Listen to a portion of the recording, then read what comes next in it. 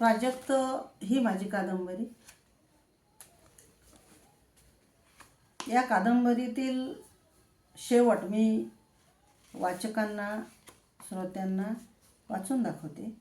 कारण कसं आहे की परिवर्तन हे अटळ असते. परिवर्तन हा सृष्टीचा नियम आहे. हे या प्राजक्त कादंबरीतील जी नायिका आहे तिला ठाऊक असूनही सकारात्मक विचार तिच्या मनात येत नव्हते. मग ती विचार करत असताना तिला वाटलं की मी नकारात्मक विचार करते, मी सकारात्मक विचार केले पाहिजे. परिवर्तन हे मी स्वीकारलं पाहिजे. प्राजक्त कादंबरीची नायिका तिला वाटते की मी परिवर्तन जे आहे ते स्वीकारलं पाहिजे, मला मग मानसिक त्रास होणार नाही. असा विचार तिच्या मनात येतो. अंगणात पडणाऱ्या प्राजक्तांच्या फुलाकडे तिचे लक्ष जाते आणि ते फुलं तिचं लक्ष वेधून घेतात. तेव्हा तिच्या मनात विचार मंथन सुरू होतं. अंगणात पडणारा प्राजक्तांच्या फुलांचा सडा काळ्या मातीवर पडतो तेव्हा त्या प्राजक्तांच्या वृक्षाला होत नाही त्रास. जाई जुई सुद्धा प्रसन्न राहतात. चिऊ आहे, काऊ आहे, कुत्रा आहे, मांजर आहे, अनेक प्रकारचे पक्षी अंगणामध्ये या झाडावर येऊन गुंजन करतात. कबूतर माझ्या अवतीभोवती येऊन खेळतात. गुटुरगुंग करून जणू काही ते माझ्या दुःखाला, वेदना जाणून घेऊन मला मानसिक आधार देतात. आणि ही मनी बघा कशी माझ्या पायाशी लोळण घेते, सतत माझ्या पायाशी राहत असते. चिमण्यासुद्धा चिवचिवाट करून मला रोजच जागवितात. कुत्रासुद्धा शांत पहारा देत राहतो माझ्या समोरच्या अंगणात. हे पशुपक्षी रात्रंदिवस माझ्या अवतीभोवती राहतात. जणू काही माझ्या परिवारातील ते सदस्यच आहेत. त्यांना बोलता येत नसले तरी ते माझ्यावर नितांत प्रेम करतात. रिता झालेला पारिजात हा सुद्धा समृद्धपणाचा भाव दाखवतोच ना. अशा या विचाराच्या शृंखलेमध्ये गुंतलेल्या प्राजक्त कादंबरीच्या नायिका मालती दहीभातेचा मोबाईल खणखणतो आणि त्या सजग होतात. तिला फोन येतो तिच्या मित्राचा आणि मग ती त्याच्याशी बोलते फोनवर. बोलणं झाल्यानंतर तो तिला समजावून सांगतो की अगं प्रत्येकाच्या जीवनामध्ये दुःख हे असतेच. कोण असं आहे की त्याच्या आयुष्यामध्ये दुःख नाही? हां, दुःख हे वेगवेगळ्या प्रकारचे असतात. आणि तो म्हणतो की तुझं हे जे काही रितेपण आहे, तू जशी एकटी विचारामध्ये गुंतलेली असतं, हे काही ठीक नाही. हे केव्हा जाणार?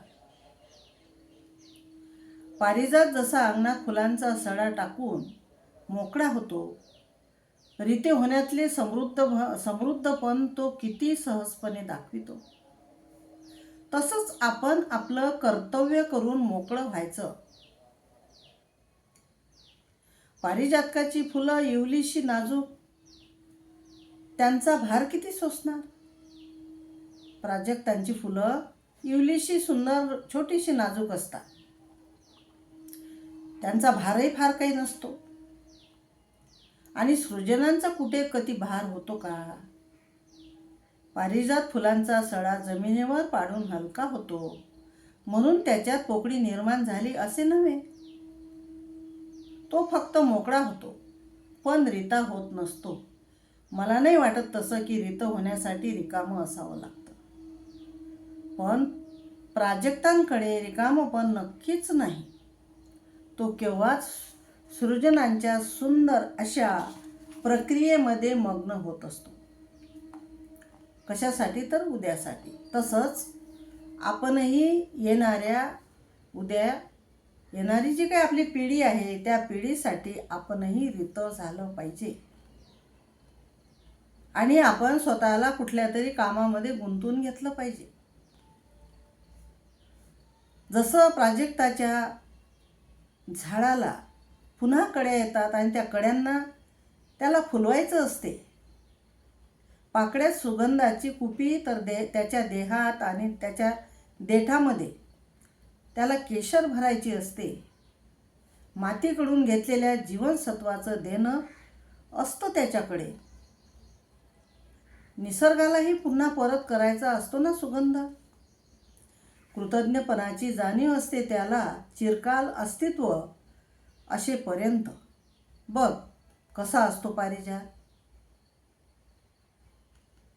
अगं या पारिजातकाच्या फांदीवरची फुलं जेव्हा तुटून खाली पडतात तेव्हा त्या फुलांवरचे सारे हक्कही तो पारिजात सोडून देत असतो. ज्या दिवशी ती फुलं फुलतात ती सारी फुलं तो वर्तमानाच्या त्या क्षणाला वाहून मोकळा होतो. गुंतून नाही पडत तो त्या फुलांमध्ये तुझ्यासारखा. म्हणजेच आई ही मुलांमध्ये गुंतत असते, खूप गुंतते. तर ते एक उदाहरण या प्राजक्त कादंबरीमध्ये त्याचा सारांश हा आहे की आईला कितीही मुलांची आठवण येत असली, कितीही आईचं प्रेम असलं तरीही मुलांना मोकळं सोडलं पाहिजे. आपण आपलं कर्तव्य पाडून मोकळं झालं पाहिजे. जेव्हा मुलांचे लग्न होतात तेव्हा त्या मुलांचा आपण विचार फार काही करू नये. आपण आपलं कर्तव्य करत राहायचं. आपल्या कामामध्ये आपण स्वतःला गुंतवायचं असतं. आणि कुठल्याही आईने आपले मुलं दूर गेले त्यानंतर विरहाच्या दुःखातच गटांगळ्या खात बसू नये. ही भावना आपण मोडून घातली पाहिजे. आठवण येते, आपण त्यांच्यासाठी जे काही करता येईल ते केलं पाहिजे. त्यांना जर काही दुःख झालं, काही अडचण असली तर आपण त्यांना मदत केली पाहिजे. त्यांचं दुःख समजून घेऊन त्या दुःखावर हळूवारपणे आपण फुंकरही घातली पाहिजे. आपण मानवतावादी आहोत. जगातील साऱ्या उपेक्षित, असहाय्य, निराधार, शोषित, पीडित, बिना आई बापांच्या मुलांसाठी आसक्तीतून, एकटेपणातून, दुःखातून प्रत्येक आईने बाहेर येऊन जगलं पाहिजे. रितेपणाच्या भावनेत कुठल्याही आईने जगू नये. नवा क्षण जगण्यासाठी खुलवायचा. नव्याने रोज सज्ज होऊन आपलं आयुष्य कर्तृत्वाने सुगंधित करायला प्रत्येक आईने शिकलं पाहिजे. आपण मुलांना जन्म दिला, त्यांना संस्कार दिले, त्यांचं संगोपन केलं, त्यांना शिकवलं, वाढवलं, लग्न झालं, त्यांचं जीवन त्यांना जगू द्यावं.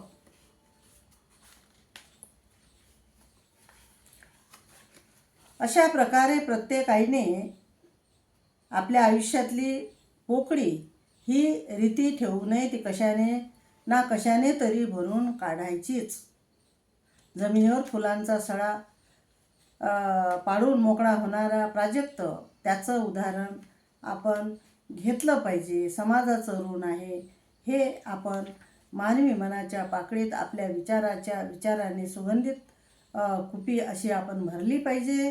प्रत्येक मानवी मनाच्या पाकळीत विचाराची सुगंधित कुपी व बुद्धीत सम्यक अष्टांगिक मार्गाची केसर भरायची आहे.